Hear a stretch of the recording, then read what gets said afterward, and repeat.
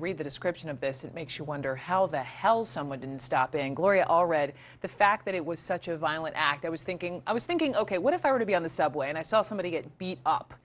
It'd be one thing if they wasn't as violent, but if they were bloodied and it was a mess, I could see where somebody would perhaps be a tad more hesitant because of the sheer violence. It's almost the sense of not wanting to be involved. Well, exactly, Brooke. And also, look, even if the bystanders thought it was sex, consented to sex on a public beach, that's not acceptable either. Right. But again, if as law enforcement indicated, that her legs were being held down, that there were a number of people around her, that people could see that she was being assaulted, yes, see that she was being gang raped, and nobody intervened, nobody stopped. This is absolutely outrageous. I can't explain it away by any crowd effect. It's not okay. It's not okay if there were drugs and alcohol on that used by the perpetrators. It's not okay if she was unconscious because she was intoxicated or somebody had put a drug in her drink that made her unconscious. If she can't consent, the answer is no, they can't do it. Agree, and we wouldn't even be talking about this, just to remind everyone watching, we wouldn't be talking about this had a separate crime not happened in a separate state in which a cell phone was found, and the video was found, and they started connecting the dots, and this woman recognized herself on the news because she saw herself in her tattoos. Just if you didn't know that part of the story, that's part of it. Judy, what about, so now the news today, this third guy was arrested.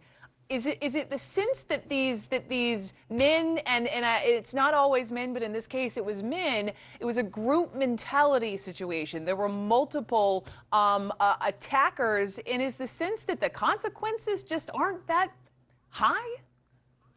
That's right. When there are multiple attackers, Brooke, unfortunately, people believe that somehow the consequences might be spread amongst them, that somehow they're going to have a lighter sentence or lighter discipline. It's obviously a misperception, but we see this happening in other crimes as well. And of course, there is that social aspect of if there are other people acting as accomplices and doing the same thing, no one's saying this is wrong. They all continue to do it. I'm not saying that that excuses their behavior, but certainly we are social animals, and the social cues aspect is very, very important here. So, you know, the solution, obviously, Gloria, as you heard our reporters saying, they're really hoping to buckle down in some of the rules around spring break in Panama City Beach. I'm thinking, well, they'll just find somewhere else. If somebody wants to get drunk and be bad, they'll just be bad somewhere else. What is the ultimate solution? Yeah, I mean, I often, and I deal with representing many, many rape victims all over the country every single day.